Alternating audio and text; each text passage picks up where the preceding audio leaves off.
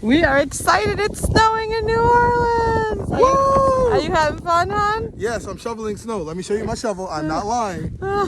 We're both shoveling. I feel like I'm back to my New York roots. Yes. We're about to build a snowman very soon and get our snowball fight on.